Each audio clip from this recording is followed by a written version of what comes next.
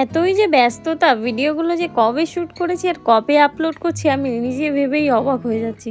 তো hello everyone, আমি পিউ আর পিউ লাইফস্টাইলে সবাইকে অনেক অনেক স্বাগত জানাচ্ছি। তো আমি গেছিলাম সামনের মাসে সিকিম, আর 1 মাস পরে আমি টাইম পেলাম ভিডিও আপলোড করার জন্য। তো এই ভিডিওর প্রথম পার্টটা তোমরা অলরেডি দেখে নিয়েছো যে ফার্স্ট ডে আমরা গিয়ে কি করেছিলাম। তো তারপরে সেকেন্ড পার্টটা আমি আর আপলোডও করতে পারিনি, এডিটও করতে পারিনি, কিছুই হয়নি। আর পরপর এমন কাজ পড়ে গেছে যে কিছুতেই টাইম করে উঠতে পারছিলাম না। যাই হোক, এটা ছিল আমার সিকিমের দ্বিতীয় দিন আর আমরা গেছিলাম সাইট সিন করতে। এটা হচ্ছে ফার্স্ট লোকেশন ছিল আমার। আর ওই যে ভিডিও শুরুতে আমি যেটা বলতে থাকি প্রতিবারে, তুমি যদি আমার ভিডিও প্রথমবার দেখে থাকো তাহলে প্লিজ চ্যানেলটাকে সাবস্ক্রাইব করে দিও আর পাশে থাকা বেল আইকনটা বাজাতে একদম ভুলে না। পরের বার ভিডিও সবচেয়ে প্রথম তুমি যাতে দেখতে পাও। আর তুমি যদি আমার এই ভিডিওটা প্রথমবার দেখছো ফেসবুক থেকে, তাহলে চ্যানেলটাকে একটা ফলো করে দিও। কথা বলতে বলতে আমরা ফার্স্ট লোকেশন ঘুরে সেকেন্ড লোকেশনে চলে আসলাম। তোমরা কি খেয়াল করেছো ব্যাপারটা? আর এই জায়গাটি ছিল অসাধারণ সুন্দর, আমি ভুলেই গেছি জায়গাগুলোর নাম।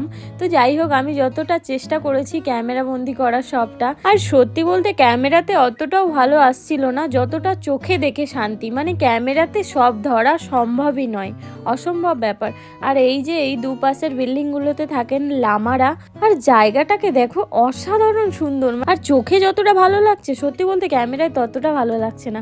আর এইটা হচ্ছে পাহাড়িয়াদের কোনো ধর্মের রিচুয়ালস, হয়তো হতে পারে বৌদ্ধ ধর্মের, আমি ঠিক জানি না। তো আমিও একটু দেখে নিলাম ওটাকে টাচ। আর তারপরে আমরা চলে গেলাম তারপরে ডেস্টিনেশনে। এটা দূর থেকে দেখা যাচ্ছিল কাঞ্চনজঙ্ঘার পাশের একটা রেঞ্জ। আর এই দেখো আমাদের লালু ভাই কিভাবে গুটি-সুটি মেরে আছে ঠান্ডা। আমাদের দেখানোর কথা ছিল 7টা স্পট, তার ভিতরে এটাও একটা স্পট। আর এটা অনেকটাই সুন্দর ছিল, এখানে রোপওয়েও ছিল, অনেকে এপার থেকে ওপার হচ্ছিল, কিন্তু আমাদের ভাই অত সাহস নেই, তাই জন্য আমরা ওটা একদমই স্কিপ করে গেছি, কেউই করিনি। লাস্টে আমরা আরেক জায়গায় এসে দেখলাম এই দুজনের সাথে আমার দেখা হলো।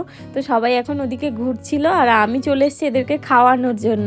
জানি না কে কি বলবে, তাও সাহস ধরে খাওয়ালাম। আর এটা হলো গণেশ টক। কেন বলতে পারলাম নামটা, কারণ সামনেই লেখা ছিল। আর সিঁড়ির দিকে অনেক উপরে মন্দিরটা। যাই হোক, আমি গেছিলাম ওপরে, পুজোও দিয়েছি। তারপরে এর আলাদাই একটা পরিবেশ, চারিদিকটা একটু ঘুরে দেখলাম হালকা করে। আর ওখানের পুজো দেওয়া একটা ফুল এখনো অবধি আমার কাছে আছে। আর আমি কোথাও গেলে না সেখানে কিছু স্মৃতি নিয়ে এসে নিজের ডায়েরিতে লিখে রাখতে খুব পছন্দ করি। তো আমি ওই জন্য ওটাকে নিয়ে এসেছিলাম। তারপরে আমরা এখানে চলে এসেছিলাম, জানি না এটা কত নম্বর, না এটা লাস্ট ছিল আমাদের ঘোরার জায়গা। তো এখানে ঘুরে তারপরে আমরা ব্যাক করব রুমে। আর এখানটাতে আমরা প্রচুর ভিডিও আর ফটো শ্যুট করেছি। তারপরে আর কি, এভাবেই দ্বিতীয় দিনটা প্রায় শেষ হয়ে গেল। রুমে ফিরলাম, একটা দিদির হাতে স্পেশাল পোলাও খেলাম। আর কথা দিলাম তৃতীয় পার্টটা খুব তাড়াতাড়ি নিয়ে আসছি আমি। তত